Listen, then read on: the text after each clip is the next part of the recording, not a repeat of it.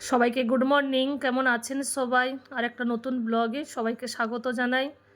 এই যে সুমনেরা দুদিন আগে এসেছিলো, এই কেকটা এনেছিল, আজকের কাটছি। কয়েকদিন আগে আমার মেয়ে একটা কেক এনেছিল, সেটা খাওয়া হয়েছে। আজকেরও এই ডিসেম্বর মানেই তো আমাদের ক্রিসমাস শুরু, প্রত্যেকের বাড়িতেই মোটামুটি কেক থাকে। আর একটা কেক খেয়েছি, এবছরে ফার্স্ট কেক, আর এইটা দ্বিতীয়। দেখতে তো খুবই সুন্দর, খেয়ে দেখি কেমন হয়েছে। আর রানীকে বলছি, রানীকে একটু দাও। আর আমার পাশে এক মামিমা এসছে, আমাদের মিষ্টি মায়ের ঠাকুমা আমার মামিমা হয়, মামিমা এসছে, মামিমাকে একটু দিলাম। আর আমার মেয়ে আছে, সীমা আছে, আমরা সবাই মিলে খাবো। আর এই যে রানী বসে বসে দেখছে, আমি বলছি রানীকে একটু দাও। ওকে তো মিষ্টি দেওয়া বারণ, তাও একটু দিচ্ছে। ওই যে আজকের মেথি পরোটা বানাবো। এই যে মেথির শাক কিনে এনেছে, আর আলুটাকে কেটে নিয়েছি ডুমো ডুমো করে, এটা বাইন্ডিংয়ের জন্য ভেজে নেব। ময়দাটাকে মেখে রেখেছি সাদা তেল, লবণ, চিনি আর গরম দুধ দিয়ে। এটা প্রায় আধ ঘন্টা মাখা থাকবে।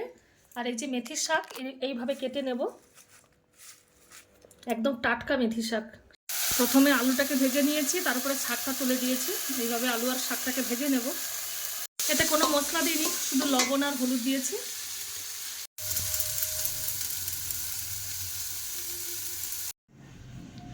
এই তো এইভাবে পুর দিয়ে ঘুরিয়ে ঘুরিয়ে মুড়ে নেব মুখটা।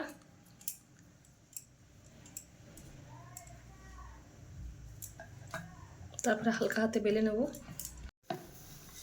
এইভাবে হালকা করে বেলে নেব যেন পুরটা না বেরিয়ে যায়। 2-1 ফোঁটা সাদা তেল দিয়েছি, সাদা তেলের ওপরেই পরোটাকে ভেজে নিচ্ছি। আজকে রান্না করবো, যে পালং শাক রান্না করব, কচু আলু বেগুন কেটে রেখেছি। আজকে মাশরুম রান্না করব, মাশরুমটাকে 4 ফাঁক করে কেটে রেখেছি। একটা মাশরুমকে এরকম 4টে টুকরো করেছি, পরিষ্কার করে ধুয়ে নিয়েছি।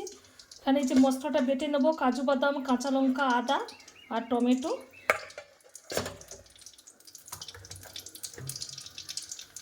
পরিমাণ মতো হলুদ গুঁড়ো, পরিমাণ মতো লঙ্কা গুঁড়ো, পরিমাণ মতো জিরে গুঁড়ো, পরিমাণ মতো লবণ, সরষের তেল। মেখে রাখবো প্রায় 10-15 মিনিট। এই যে বাটারটাকে একটু গরম করে নিচ্ছি, গলিয়ে নিচ্ছি, এর সঙ্গে দিয়ে একসঙ্গে মেখে রাখবো।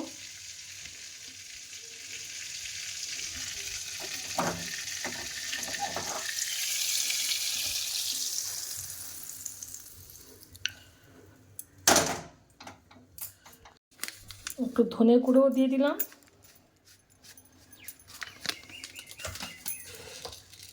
ওপর থেকে একটু মিষ্টিও দেব।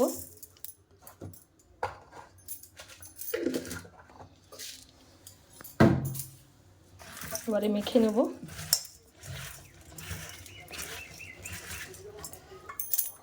কড়াইটা বসিয়ে দিয়েছি, ওপর থেকে একটু সাদা তেল দিয়ে দেবো।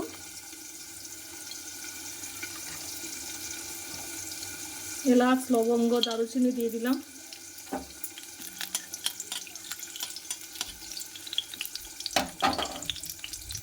এখানে মশলাটা বেটে রেখেছি, কাঁচা লঙ্কা, কাজু বাদাম, আদা আর টমেটো, এই পেস্টটা ওপর থেকে দিয়ে দেবো। একটু কমিয়ে দিই।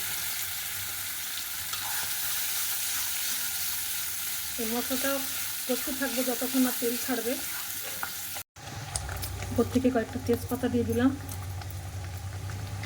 একদম গ্যাস কমিয়ে আস্তে আস্তে মশলাটাকে কষতে হবে, কড়াইতে লেগে যাবে। কাজু বাদাম দেওয়া আছে।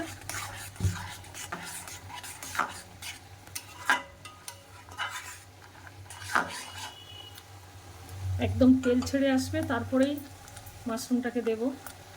আটা জাস্ট কষানো হয়ে গেছে, এবার ওপর থেকে ম্যারিনেট করা মাশরুমটা দিয়ে দেব।